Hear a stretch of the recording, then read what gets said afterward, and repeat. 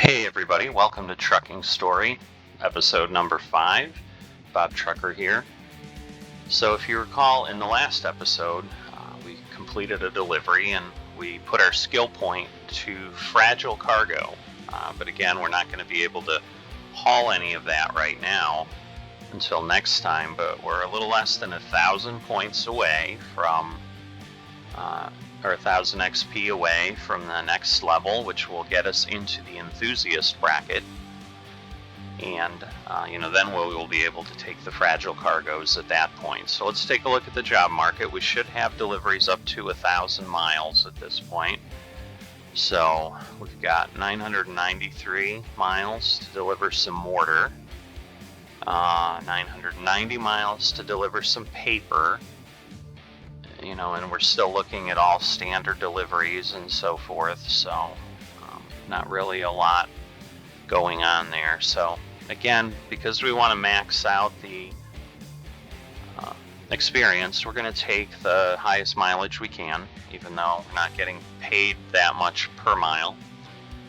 But at this point, because I'm not looking at going ahead and purchasing a vehicle or a garage and hiring drivers yet, I'm less concerned about cash and more concerned about moving up to the point where we will start doing those other things as we move along. But right now, obviously, the focus of the game and the focus of us here in this profile is driving.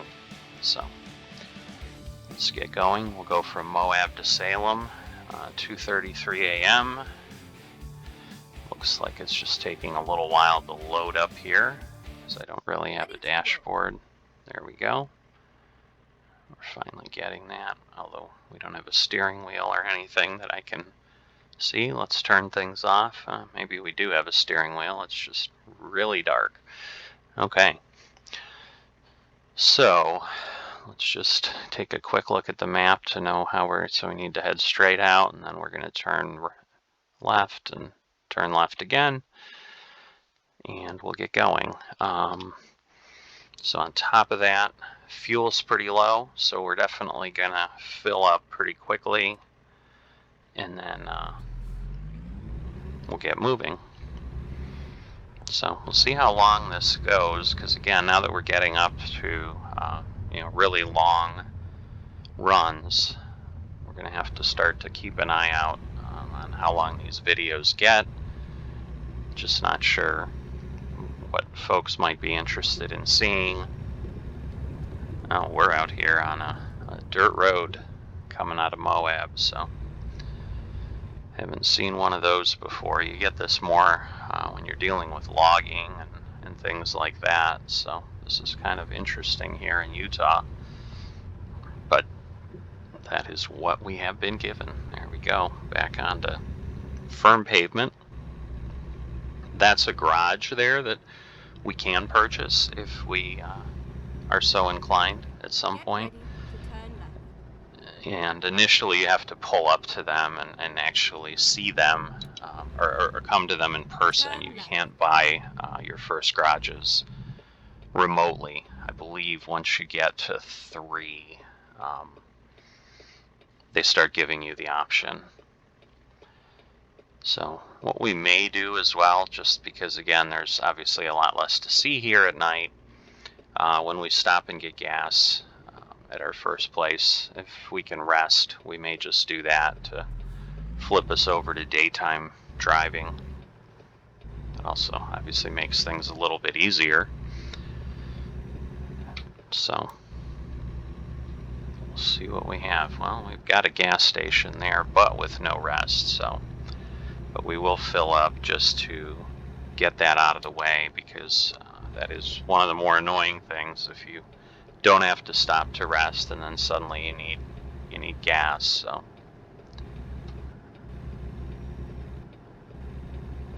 got a little confused on the speed there. It switched from 35 to 30, and I was trying to hope that we'd make the light. Then suddenly just got me confused. Alright, so the good news is, because we do have a relatively short, just a normal sized trailer here, that makes it easy to pull into these small gas stations. It's a little more challenging, obviously, with an articulated trailer and so forth. So let's see. Wow, this was 70 gallons and we were like 25%. So I think this is just a 100-gallon truck here, which is going to probably mean we may have to stop again, given the length of this trip, before we just kind of taking a peek on where we're at. There we go. I think we're good. All right. Yeah, one of the most irritating things is it's just a little bit challenging, obviously. You know, in real life you can swivel your head around pretty easily, but when you're trying to look with a mouse and so forth, it's a little more challenging, and it leads to accidents that don't need to happen as you're pulling out of places. So that's one of the reasons I do try to minimize any kind of getting off the road and not driving. It just increases the risk. So definitely have a lot of folks here at 3 a.m. So maybe everybody's heading out. You know, maybe it's a big long weekend. They're all going out on vacation or something. So we've got a tour bus. We've got a car. Obviously, we've got other truckers on the road just wanting to make a living. So that I'd expect, but it's a lot more traffic than you would typically see. All right, so we're finally to the point where we can get our cruise going, and we'll start moving along and chewing up some of those miles.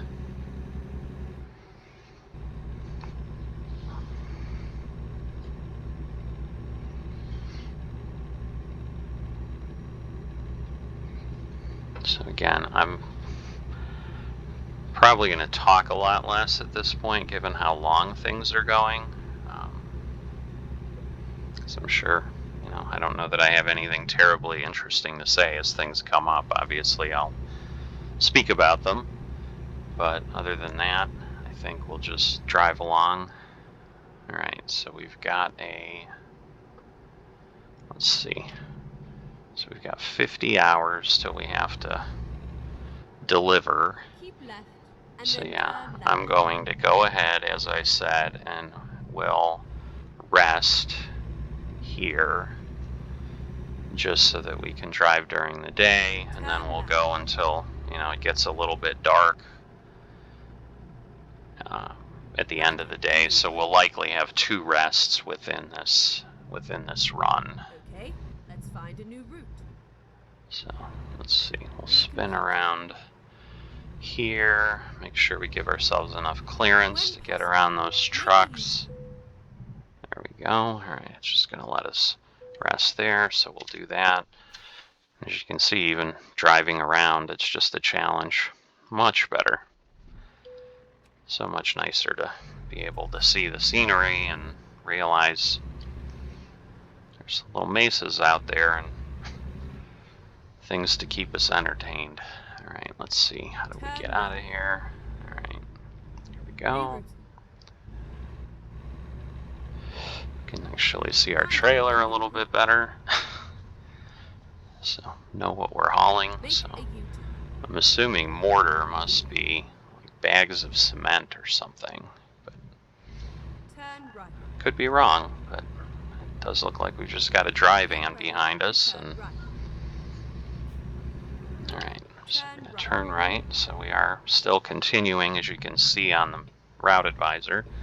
These are roads we've traveled before, which obviously at the beginning is always going to be the case, because as a reminder, you can't haul from anywhere you have not already discovered as far as a city. So obviously we're never going to have a job that begins completely in an unknown location.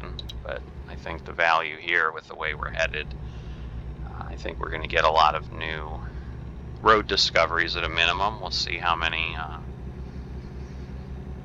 how many towns do we unlock for giving us new options for starting points. So I'm trying to remember.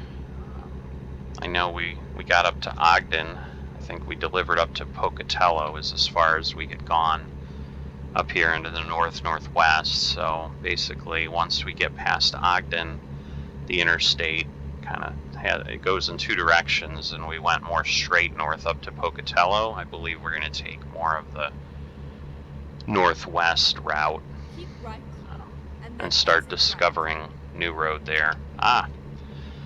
This is our favorite intersection. I won't make that same mistake again, where we flip the truck, so we will slow down a bit.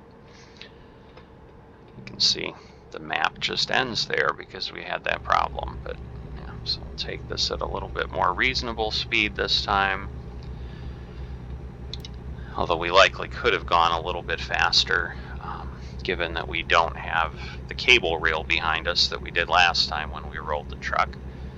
But again, I'm going to try to make this a little bit of a smoother run than we had last time.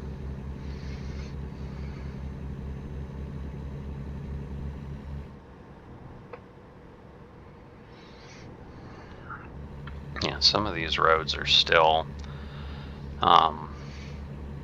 challenging, and I get them. I'm, exceeding the speed limit a little bit, but, within limits that I won't get pulled over. Is that something on? I don't understand what I'm seeing. Oh, that may be a car on the road. For a second, I'm like, they don't normally have animals crossing, so like it's certainly not a cow or a cat or something, but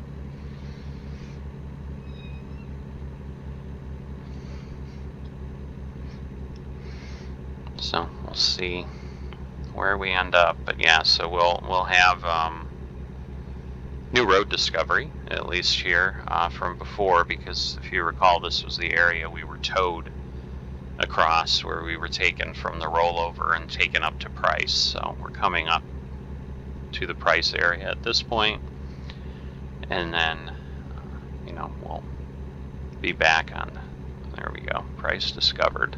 It's interesting because I would have thought we would have discovered it when we pulled out of it, but maybe we were far enough on the north end where the repair shop was that we didn't get credit for that, obviously. So, because I do think, if I recall, Price has this exit and a couple more, so there's certainly some options here for places to haul out of or to, so definitely good to get that discoverable. Come on, man. Oh, I see. Speed limit went down a little bit, and I'm actually going 10 miles an hour over, which is why I'm coming up pretty fast on this guy. But I think we'll be getting on the interstate after this next local exit to Price, and then at least we'll have some area to pass cars like this.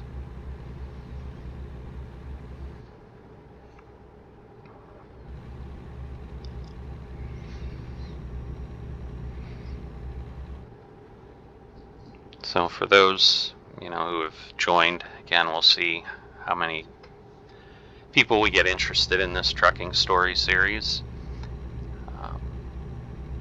But I'm not sure that we have a whole lot of subscribers at this point that are looking at it. But just to kind of keep people informed, I was hoping to target certainly one a week as far as additional videos that will attach to this. It's just the reality of having the time to drive for an hour plus to do a contiguous video.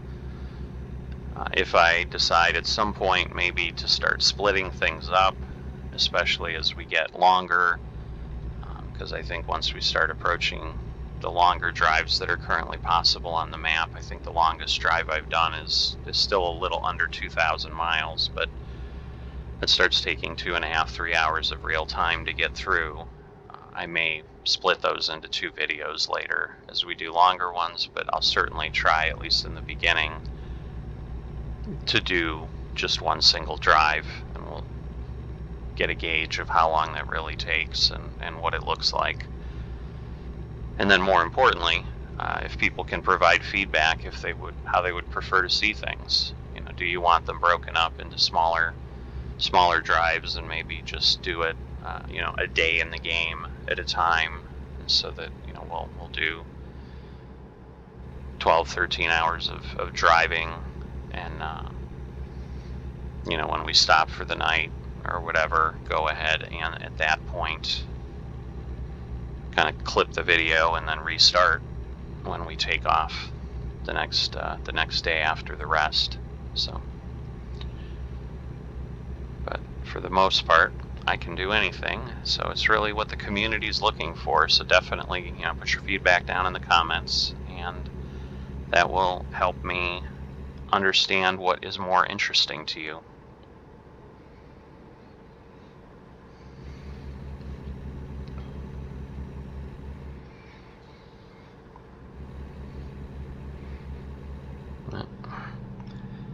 Yeah, I thought we were going to be getting toward the interstate, but I guess we were off a little. Here, the windmills that we came across. So yeah, I think we're getting close now, where the road gets back to the interstate.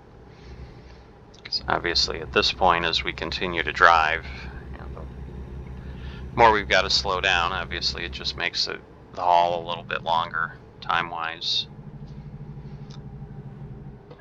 As a trucker, obviously time is money, so the faster I can get to my destination, the faster I can grab another load.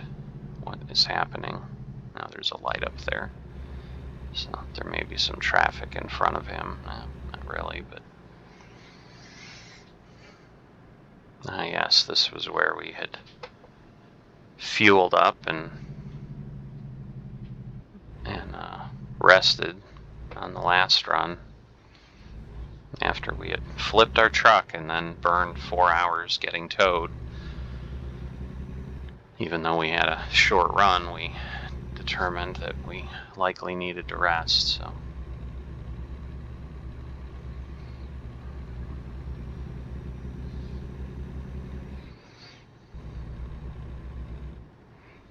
yeah, I definitely want to avoid that damage as before, because obviously as significantly as we almost hit him. Yeah, the AI is not as smooth as people normally would be, because you can see they kind of sometimes do a little herky-jerky start and stop. Even though the truck took off, he started to move, but then he stopped much sooner than I would have anticipated, so that's why I almost drove into the back of him. But yeah, we lost a significant amount of XP and cash because of that roll. So what I haven't determined yet in my time in playing is really at what point do they start charging you. We obviously had significant damage. I think when we looked at it, we were at 43%. And sometimes, it does count like tire wear and things. So on longer trips, you're always going to get like 1 or 2%, just because you're doing some tire wear on the vehicles. So it may have increased from the 43% a percent or two, and certainly that makes sense that they'd charge us for damage there. But I have had damage, I think, up to 12-13% and not been charged. So I just don't know what that threshold is where they start saying, you've done more than cursory damage to this vehicle, and we're gonna take it out of your pay and XP. Alright, so we can go a little faster now that we have a higher speed limit, and plus we're on the interstate, so hopefully that means now we can pass folks who are a little bit slower, and we can make some faster progress. But I'm going to anticipate this will be at least an hour and a half in total. to get to our delivery location. We will see how things pan out.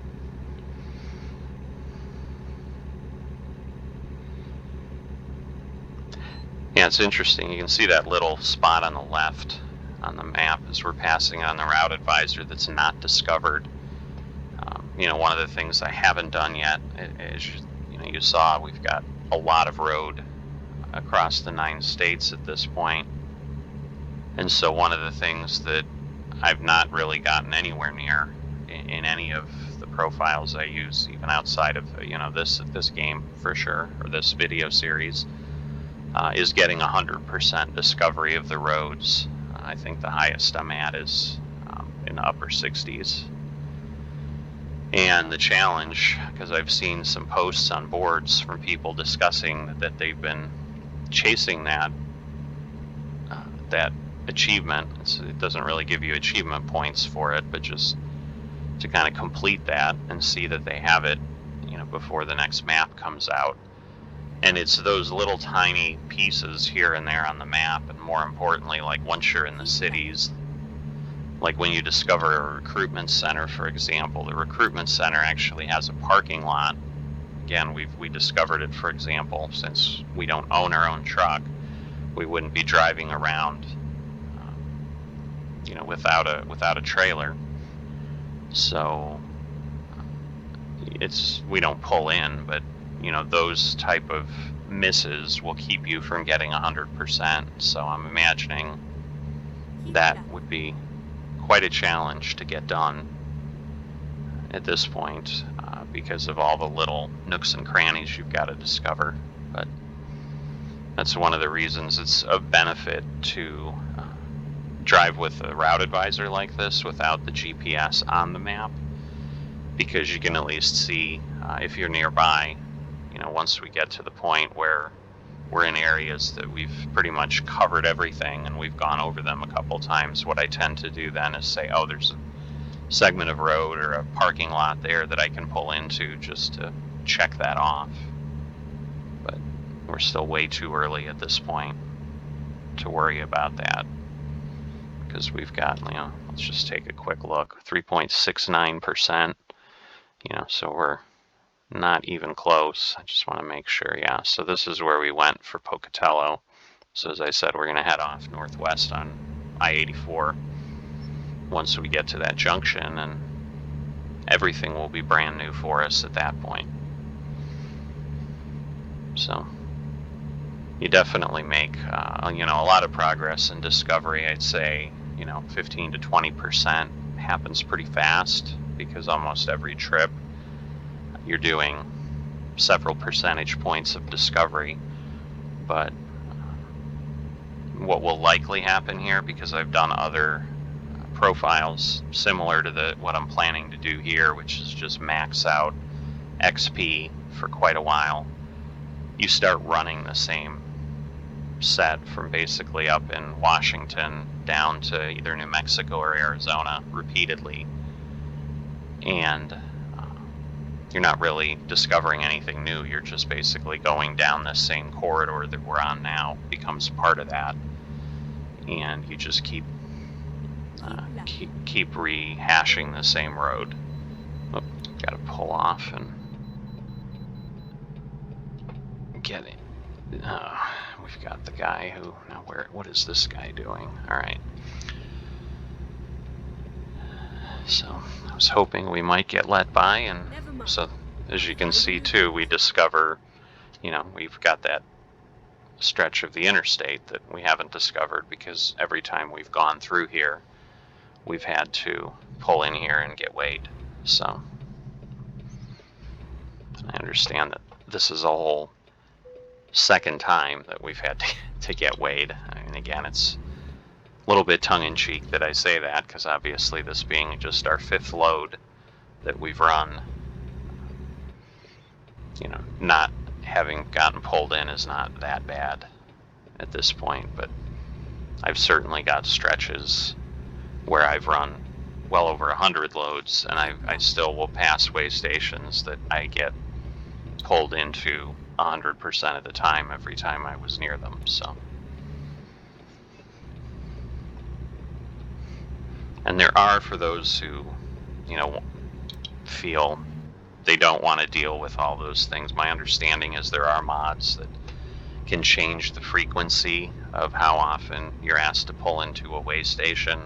One of the things I had read said the default in the game is about 60%. I will say, having played for hundreds of hours, it feels more than that, because obviously that almost seems like it'd be being really close to 50%, that it should be like almost every other one I'm not getting pulled into, but I would say I feel it's closer to 75 or 80%, because if I've got 5 or 6 times to go, I think I've normally gotten hit with say 5 out of 6 way stations that I had to pull into. So that is where we turned off to go to Pocatello. So as you can see, we are now in complete undiscoverable land here.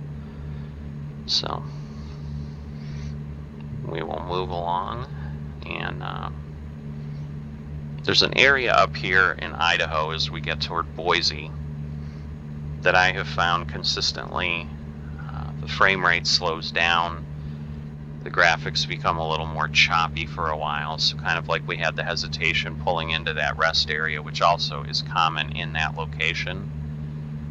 So it just seems that I assume it's very graphics intense in those particular areas, and so they overtax the system a bit. And once again, depending on what type of system you're running your game on, if you go ahead and purchase it and run it as well, your computer may be able to handle it, but mine unfortunately does have some hiccups in a couple areas that are pretty consistent. So we will be seeing one of those shortly. We got to pass Twin Falls first, and then we'll be getting up to Boise. So, and we're going to have a kind of an interstate connection here at the end of this stretch. That one you can take at speed without rolling over, especially with a normal trailer like this. So you'll see that that's what I will do. Now, of course, as I say that, the game's going to prove me wrong, and Murphy's Law, we're going to roll this truck too, but we'll see what happens. But it's not quite a 90-degree junction as it is, so it's just an interstate ramp, so it's built for a little bit more speed.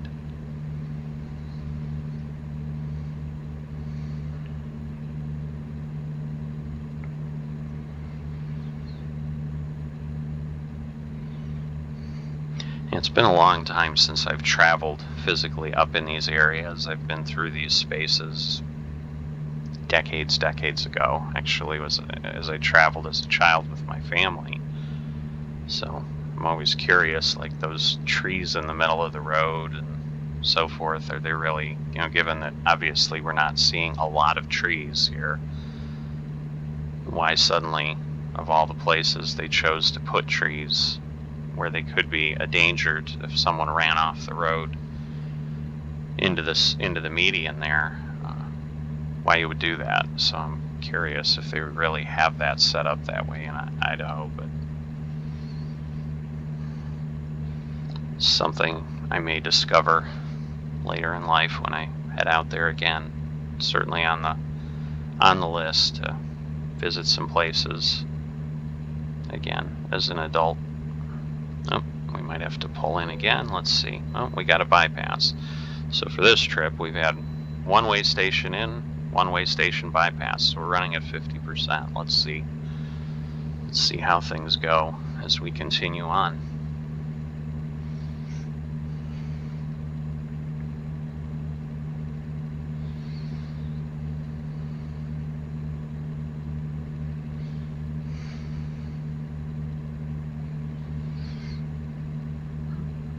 So yeah, until we get to, Colorado certainly is obviously quite mountainous, but we'll be heading into some more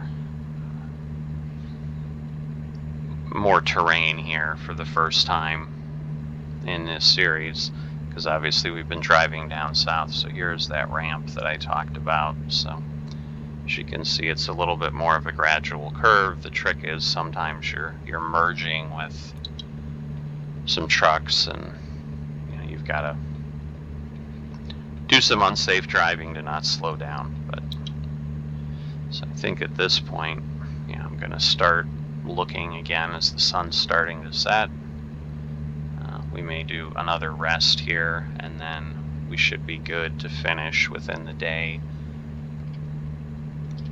Because as it is, if we kept driving, we'd still have to stop at 2 or 3 a.m. and there's not necessarily a reason to push it along at this point.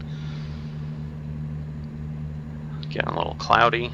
We'll see if we end up with any rain.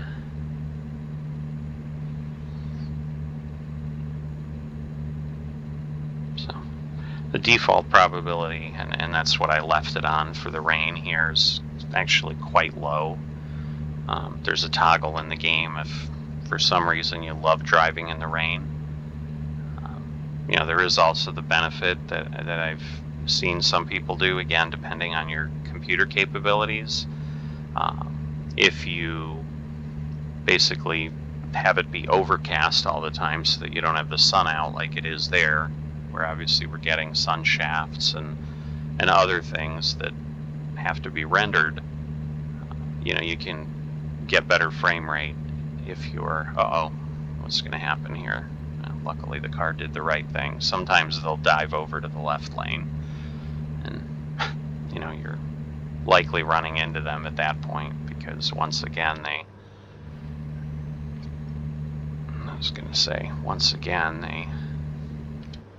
decrease the speed limit, and I did not notice. So let me get back in line. We've been lucky that we didn't get pulled over. All right, there we have a rest area. So I'm going to move over, and I'm going to pull off and take a break, and then about 6:30 in the morning is when we'll start out. So yeah, we'll have some daylight. Whoops, I almost missed that. Usually the trucking entrances, wow, lucky I didn't hit anything there, but usually the trucks are up front in a lot of the rest areas, so I wasn't paying attention. All right, so we're going to be 6:40. There is a feature in the game too that you can get fined for improper headlight use, and it seems, I think it's 7 a.m. in most cases. And wow, yeah, we are almost out of gas again, so we are definitely going to have to stop and get gas, but we'll wait until it lets us know, because at this point I'm worried if I fill up early I'll have to do it a third time. But this is definitely not a truck with a large fuel capacity, so that's disappointing, but you can't really pick and choose what you get when the company is giving you the truck to drive, so you get in what they tell you to use.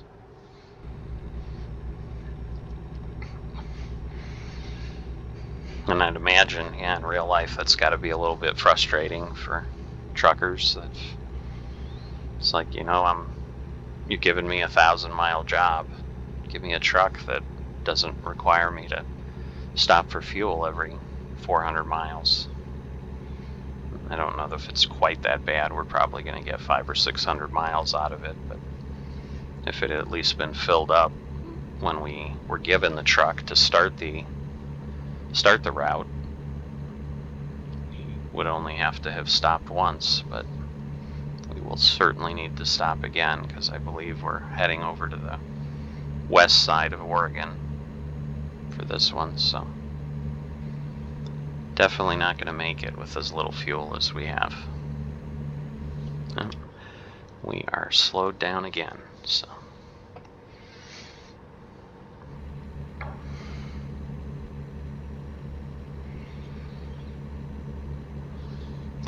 yeah, it's nice not having a lot of weight here, because the heavy cargo, like that cable reel we had, this hill would take a significant impact on our speed, but here we've just shaved off a couple miles an hour and we're able to keep going. So I'm going to take a quick look, although now I just passed that exit. All right, we've got some fuel there and there. All right, I think we're okay. There are stretches where fuel is and rest is far between. I've gotten stuck here where I've gotten violations or run out of fuel because I thought I could make it to the next stop when I estimated, because usually you get about 150 miles, but that's not always the case. And the problem is if you don't own the truck, obviously if you own your truck, you can kind of learn how much extra distance you get, but you know, if you're using one, there's always a challenge there. But I was gonna say I'm gonna take a quick look at the dashboard here, because actually I think this does give me a whoops, that was bad. The unreality of driving. So I think we have 194 miles, so we'll till we are empty, so we'll see what happens. We can certainly get to Ontario, if not beyond that, but we may not push it further. I think we're going to have the low fuel warning go off well before that. So see, I did forget some of the trucks here on the dash. Obviously, like we just saw, have miles to empty. You know, the question becomes, just like in the car, are they accurate? And then once again, you're kind of estimating based on learning the maps and the distances. Can you make it to the next location when you suddenly get that low fuel warning? So here we discovered Boise, and this starts to be the area, like with that bridge, with that fencing up there and so forth, where sometimes we'll get some hiccups and some delays in the driving, but luckily, amazingly, right now we're not having a problem. So I'm going to just go to my running lights, turn off the headlights now that we're at 7:45 and partly cloudy skies, and we'll go from there. So that was a brief hiccup, but sometimes it's, well, yeah, we're starting to. So you saw like that overhead traffic sign just appeared, so you can sometimes see what it's having difficulty with, but there's segments here that there's a guardrail in the center, and I think that is just much more complicated to render, and that ends up being one of the areas where it has a problem. We may have already passed it. I don't remember if it's on the west side of town or the east side of town. Now we've got a truck from Namik, the mining group, so could be hauling explosives or anything. Yeah, so now we've got Nampa discovered. So yeah, this is a nice stretch for getting some new discoveries, because as you saw, for example, when we went through Salt Lake at one point, you know, we don't discover that on the interstate. You have to exit. But here, these couples locations in Idaho, you do get them. So Ontario will be the next one, that, although I think that's in Oregon, but I do believe that gets discovered from the highway too. So in a very short stretch, we'll have had 3 new discoverables for cities, so that's awesome.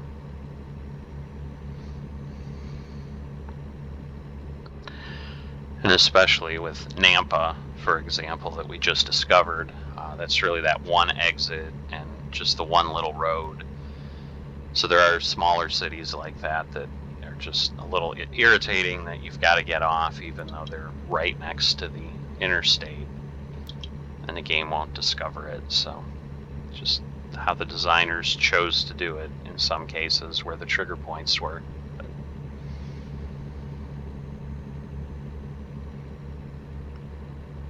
So I am amazed we have not gotten the low fuel warning yet, because I do believe we are. There's Ontario. So that's as I thought. Alright, well, at this point, worst case, we'll stop at that one. So there's Oregon up on the overpass there. So I think, this has already indicated that we're in Oregon, by that, even though I've yet to have seen the sign where we cross into it. It's not a clear sign on the interstate that I've seen to tell me I've left Idaho and gotten into Oregon. So let's see, we are delivering to Salem, so yeah, we are going to be in Oregon. Just wasn't sure, because right up here,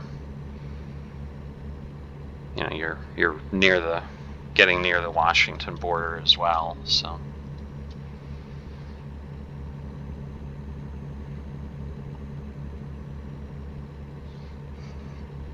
In the end, obviously, other than the speed limits, it's really not that big a deal which state you're in. Obviously, there's nothing significantly different from gameplay or anything like that.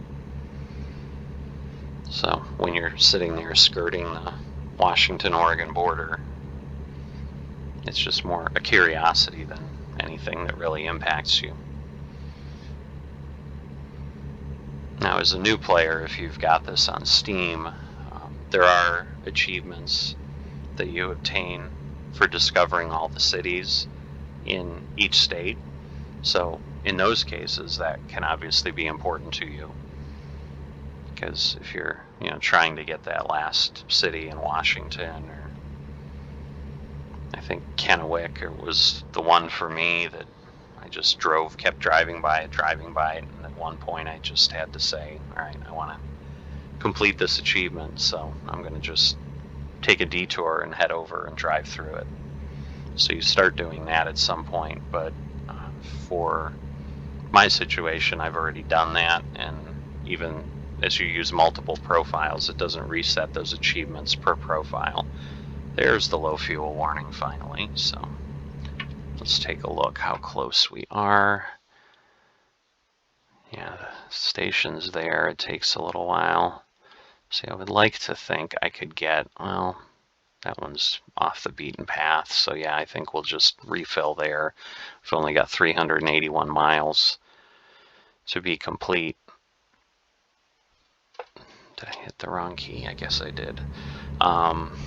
We've only got 381 miles till we're complete, so we'll certainly have enough fuel at that point, so there's no reason to push it, potentially run out of fuel, and then again, it's not really convenient to the interstate.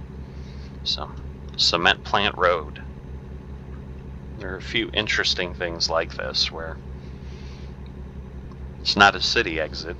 Again, this is one of those that makes you wonder, is this really what the exit is in Idaho? I mean, it's possible. They may have said, hey, we're going to put this giant cement plant out in the middle of nowhere and create an exit for it and just call it Cement Plant Road. But I don't know if that's just a game feature or if that mimics reality in some strange way. So yeah, Baker City, I think this is our exit that we need for fuel, so we've got to get past this man in the right lane. In the game, I know it's a man. I've never seen a rendered driver that's been a woman, so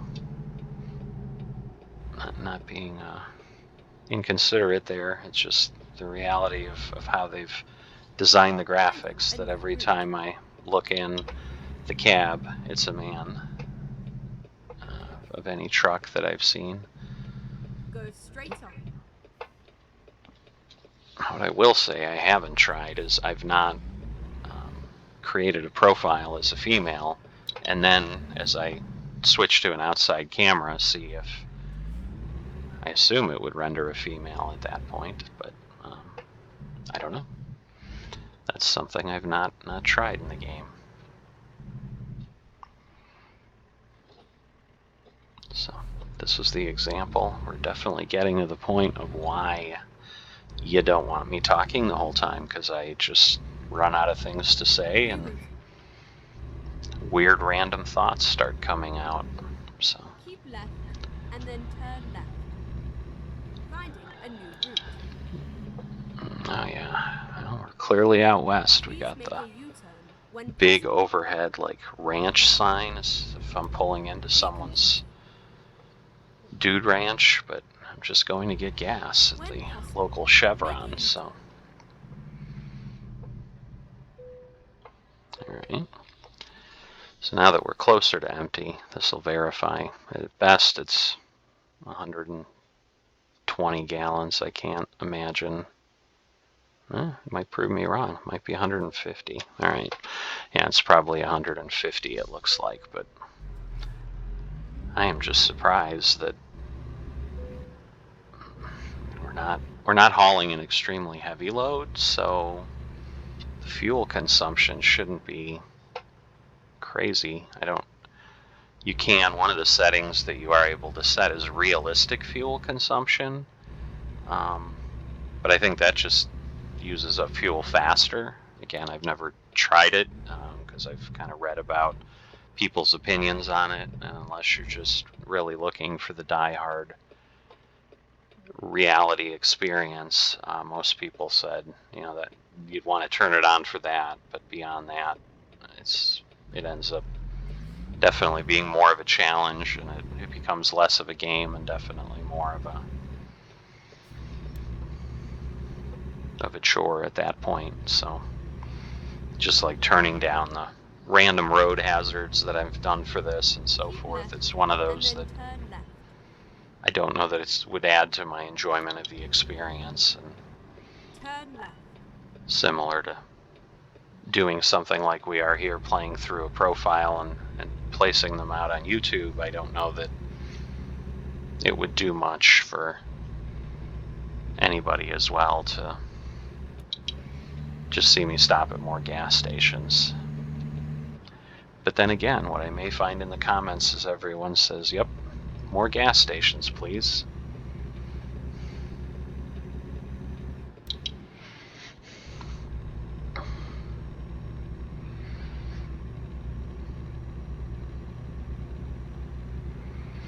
All right, so at least at this point, we are probably under 350. Yeah, so we have 6 hours. So yeah, we're definitely getting there today before we won't have to rest again.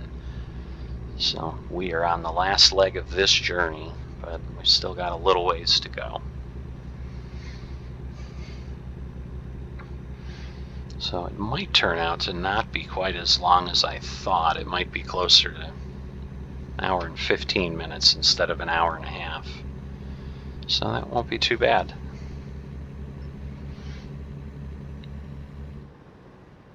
Now it does help, I guess while I'm thinking of it, and again running out of other things to mention, although I guess I will say, hey, we're finally getting up into the forests of the Northwest, so this is always fun to drive with the pines, and where you kind of really start to get the feel of being out in the Rocky Mountains and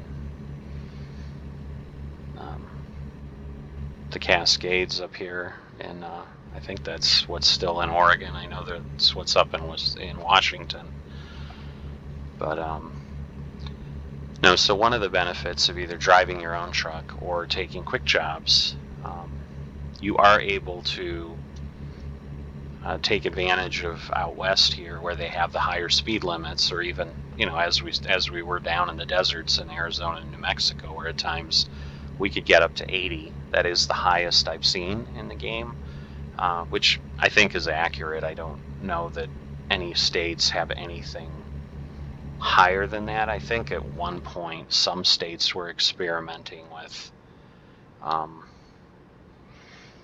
85, but I think that just became too dangerous, and so they pulled it off.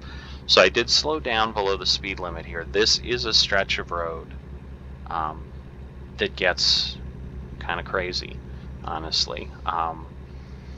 With a regular trailer, it's challenging enough. With an articulated trailer, it's almost impossible not to get into an accident. I definitely tend to do a lot of poor driving in sections, especially with an articulated trailer. It'll become 3 lanes higher up here in a second, and I'll literally go across the mall just to be able to kind of maintain speed but make the turns. And that creates some hazards for the AI, because you're going slower now, even with, because I think I'm set at 60. I may actually take it down to 55, but we've got a little ways to go till it really gets more to the S-curve type of situation.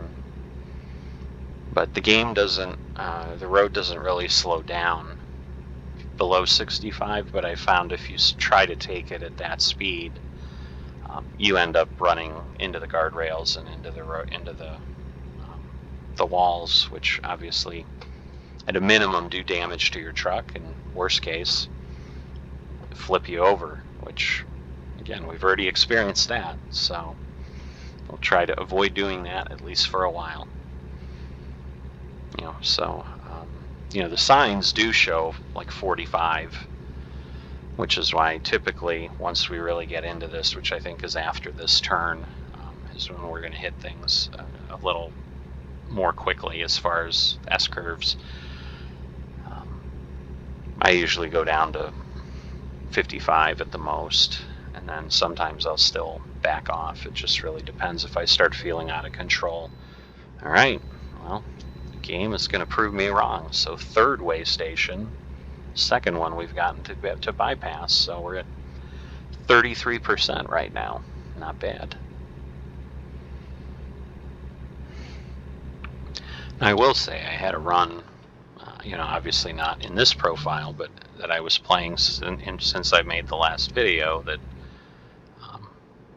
I would say I might have hit a 10% level on getting called into way stations. So yeah, now you can start to see on the route advisor the crazy roads everywhere. You can see the rollover sign of over 50 for trucks. So yeah, I'm going to slow this down to 55 because it's just really what needs to happen. And let's see. All right, because we're going downhill now. It's hard to tell sometimes, but you can see we got the runaway truck ramps. And I am not going to attempt it. There are videos out there if you're terribly interested where people wanted to see, do the runaway truck ramps work? They are road as far as the game is concerned. So someone tried that, went up to speed and drove up the ramp, and it didn't slow them down at all, other than what you might see for it going up at an angle. But so it was just a few miles an hour, and they had a big crash at the end when they hit the invisible wall. But so there are videos out there if you're terribly interested about what happens with the runaway truck ramps in the game. But you can go on them, but they don't function as... Oh. Well, maybe I bumped my horn by accident. I didn't think I did. I'm like, someone beeped at me. I've never had that happen before, but that may have been me brushing the horn and not realizing it, because it is a button on the bottom spoke of my steering wheel that I may have hit it with my knuckle or something, but didn't think I did. When I hit the horn, I'm usually doing it intentionally, but I've also tried to discover if the horn does anything in the game. For example, like that car pulling out, if they're slow, can I beep at them and then suddenly they gun it and take off? But I haven't seen that change their behavior specifically. There are times they've taken off, but I think it's more coincidental than pressing it is actually built into the system to cause that, because I've certainly done it to really try to get them to move so that I don't have to slow down and then I have to slam on my brakes. So it doesn't appear to actually function that way. So Pendleton, Oregon, and then so we might start going up and down across the Washington border, because I do think the way the interstate runs here, I think that's with what's on the map, I think that's the way you have to go to get there. So Kennewick, I know, is in Washington.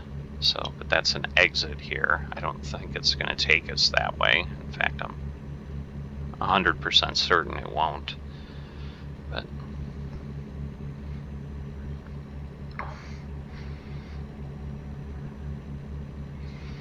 yeah, getting to Portland. So a lot of high tension wires out there. Definitely bringing power everywhere out here through that corridor of electric distribution.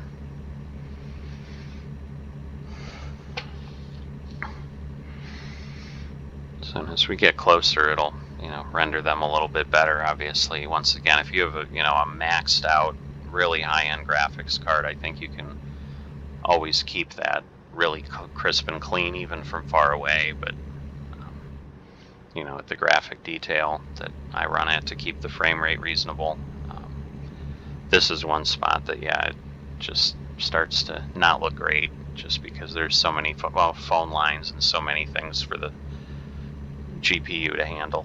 So that looks like a little Toyota off to the right there. That was interesting. I think it's a Prius. Oh, there's a train heading the other way.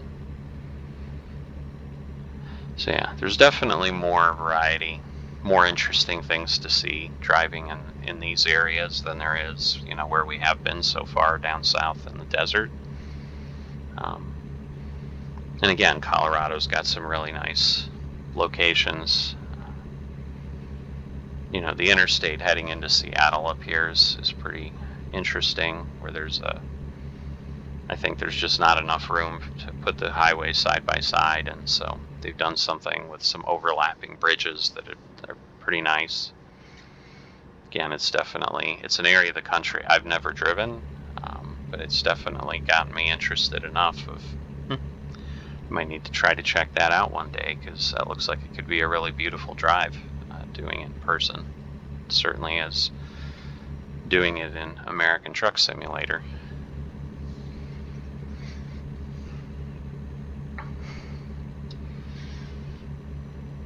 So I would always wonder, if anybody at SCS has thought, contact the tourism boards of some of these states, because I'm sure I'm not the only one that's been like, I need to travel out here in real life because I like what I see here in the game. They're bringing some extra tourism into these places. They might be able to make a little money off of it.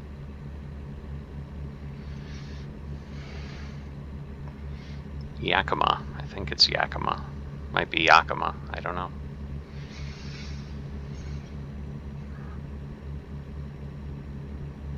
It's one of those things that, it's always interesting how cities are pronounced, because sometimes even when you think it's a perfect example of, there was the general that fought, from France in the Revolutionary War, Lafayette, with us. So in Indiana, there's a town, I assume, named after him, and it's Lafayette, Indiana. But there's also a town in Tennessee that spelled the same way, but they say it Lafayette. And just like we have Houston, Texas, there's one spelled exactly the same way in Georgia, and it's Houston. So I don't know. I've never heard a local from Yakima or whatever it is to know how it's really pronounced.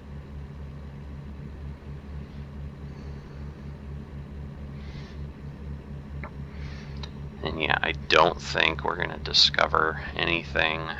Oh, we did. Again, this is another one. Is it Dallas? Is it the Dales? Is it something totally different? I'm going with the Dales, because I don't know why you'd have the in front of the Dallas, but sometimes I may be too logical there. It may be something entirely different.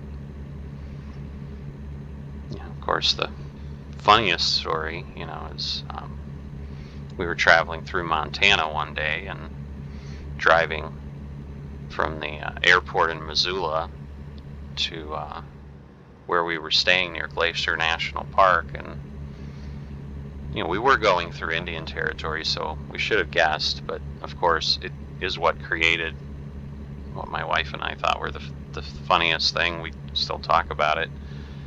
So we're driving through all these towns, and just like we are now, how do you pronounce it? How do you pronounce it? So we came across this town, and we're like, wow, that's an interesting name. And again, we're in Indian territory, so we're like, it's Ninipipis. And then on the way back, or actually, no, it wasn't on the way back, because that was what was embarrassing. Hey, okay, so we've got to pull in. So now we're 2 in, 2 out, back to 50%. Never mind. So we asked someone at the local grocery store, which is not in that town, but we said, hey, we came through this town and we weren't sure, and how to pronounce it. And so we said, Ninipipis, and they're like, you mean 9 pipes? And we looked at each other like, oh my god. And yeah, that's exactly what it was. Which also goes with the Indians, but so sometimes your brain can play tricks on you with pronunciation. So again, random conversation as we drive our truck up here in Washington and Oregon. But, so pretty sure they won't have Ninipipis or 9 pipes in Montana when SCS finally gets to it, because it was just a tiny little 1 stoplight town, but who knows? If they do, it'll just certainly make me giggle, because I will remember that.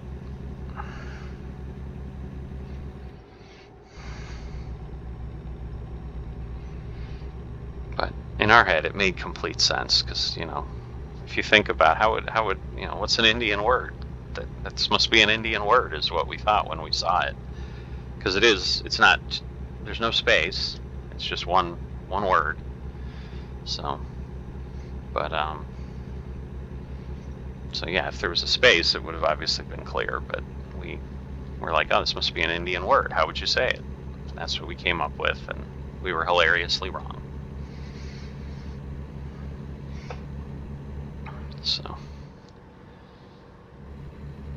let's see. All right. Oh, didn't realize we would discover Portland. That is awesome. I thought Portland was one that was a little further off, that we would have to. Of course, I think there's a few ways the roads go in this area on the map, so it's possible. It's possible that the way I'm coming in is going to go straight through, but either way, it's good to start getting things out west here, because Portland has a seaport, as does Seattle. So obviously lots of freight coming out of there, going there. So again, the game will allow us to go there if we haven't discovered it, so there was nothing stopping us, from getting there other than distance at this point. But the good news is now we can haul out of this port of Portland. So Keep right. all right. So I know we are getting close, so probably slowing down more than I need to, but again, I'm a little gun shy of rolling over after that embarrassing disaster last time.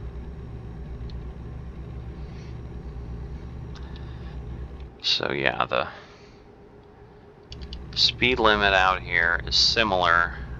California has the same thing, where it never gets above 55 for trucks. Washington State is also similar. It's 55. And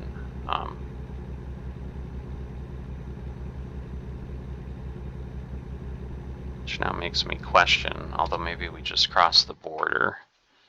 Yeah, see, we're skirting the border here as we've gone, because I'm like, I know Salem is in Oregon, but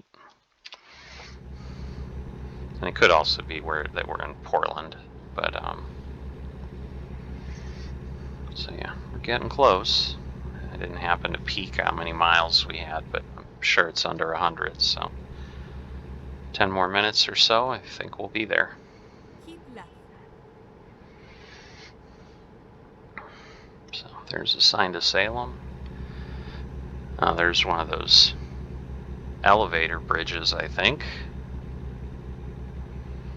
I don't remember if that's one. There are some of those that you can go over on the game, and they actually function, which is awesome, because there are times I've had to stop and wait for them to raise up and let a boat through, which was really cool.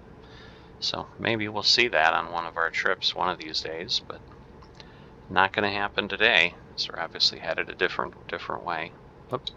So there's an example of sometimes what happens. See, in the AI, does that, and then it dives over, and so I just pass them, dive out to the left, and go from there.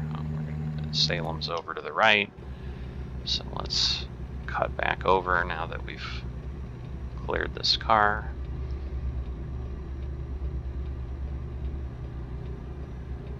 Wow, the gears are working to get us up there. Keep right.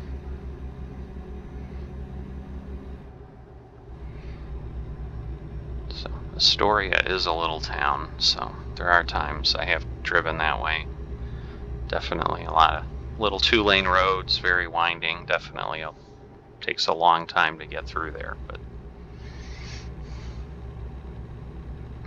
it is a pretty drive. And again, this is a lot more picturesque than the oh, there you go, the cable car from Portland. That's always a fun little thing. I've never seen the cable car on the cable, so I don't know if they have that rendered. Looks like the truck is stuck here again. Yep. So it'll just randomly do that, and it's one of the biggest hazards in the game. So once you get used to it, you can obviously avoid it, but there have been many times I've come up and rammed right into the back of it because there's no reason they should be stopping, and I thought they might have been slowing down, but it never occurred to me that they'd be at a full stop on an entrance ramp. But it does happen more often than it certainly should. And at times, you can see where two AI vehicles have run into each other. So I'm hoping they fix that in the game one of these days, but right now, it is there. Keep right. And then exit right. We'll see which way it takes us. We've got Exit right. probably a recruiting station and a truck dealer here, but Keep again, left, I'm not. And then turn left. No, we're not heading that way. So at this point, again, for this Turn left. profile, because I'm less concerned about discovering every last aspect, I'm just focused on running the routes. I'm not gonna go out there, but typically, I may loop out to discover both of those points, and but that will add at least 5 minutes to everything that happens, just because once you're in a city and you're dealing with the traffic lights, just like in real life, it gets a lot slower than just plowing away down the interstate. All right, so we can see our deliverable there. Looks like at the Home Depot, which makes sense for mortar.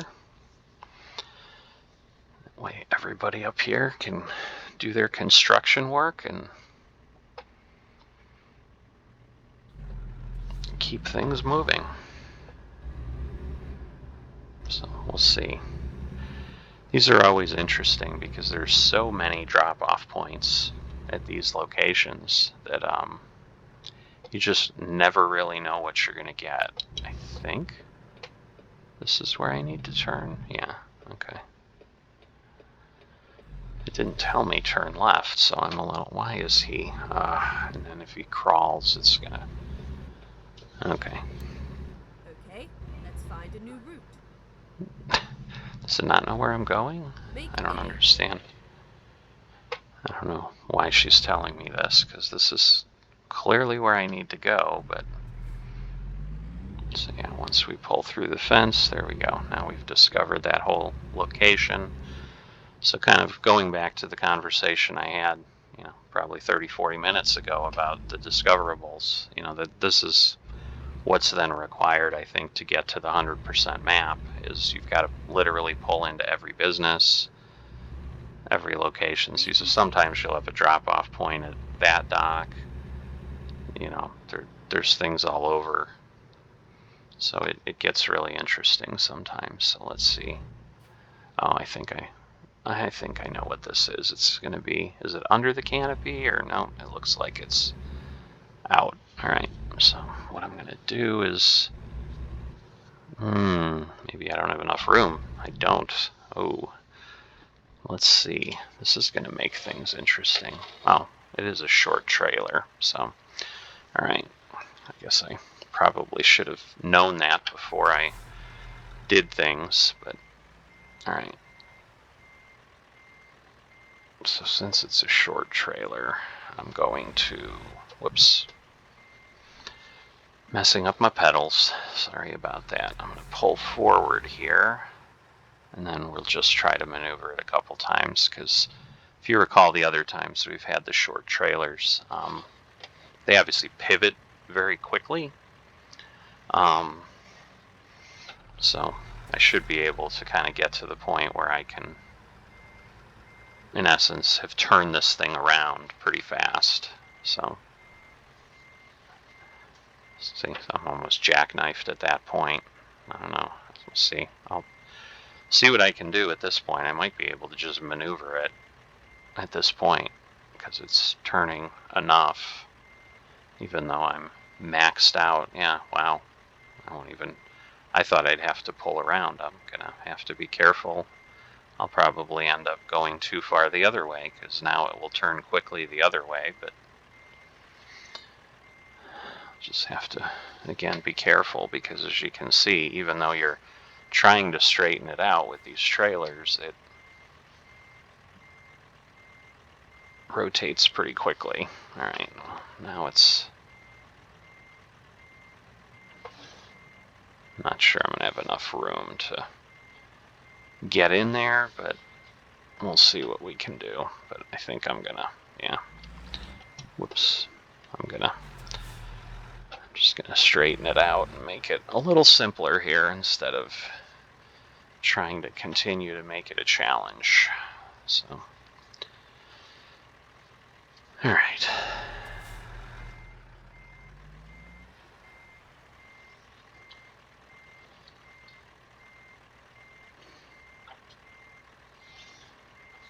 So, it's going to be more than I want because, all right, come on.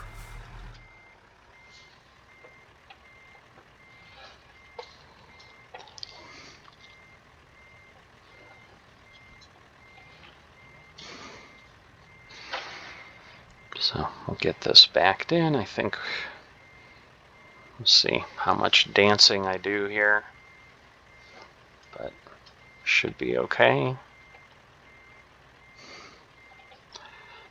I think I went too far there now. It may, I think it'll take it. A little sloppier than I would have liked, but we have delivered. So let's see, 1,600 experience plus 400 for our long delivery bonus. We're over 2,000. Almost went up 2 levels at once. A couple times we will do that, more than likely, especially as we extend the distance. So, so at this point, what I tend to do, I'm just not sure if I want to get those deliveries. I think I will increase the long distance for the 4th point to get us up to 1,600 miles, or 1,600 XP, or I'm sorry, it is 1,600 miles, sorry, I'm messing myself up. But that'll give us, again, the ability to get some XP, because there's a little bit of a fight I always have as I try to figure these out, because you get bonus experience based on the base, but again, so your goal logically, mathematically, is to get that base up as fast as you can, because you don't always have the opportunity to take something that gives you a bonus. So, for example, we may not have a fragile cargo that has a long distance. So, but your goal eventually becomes to kind of stack as much as you can. So, if you can take a long distance with fragile and an urgent delivery or an important delivery, those are really the best you can get. I've not seen much more of a combination than that, but that's what we're ultimately shooting for. So initially I was going to maybe start doing the just-in-time deliveries, but then being limited to 1,000 miles doesn't necessarily move me up that fast. So we'll see how it plays out. But anyway, could have gone ahead and kind of checked these upgrades out while we were waiting, just to clear this off. And with that, we're at the end of Trucking Story episode 5. See you next time.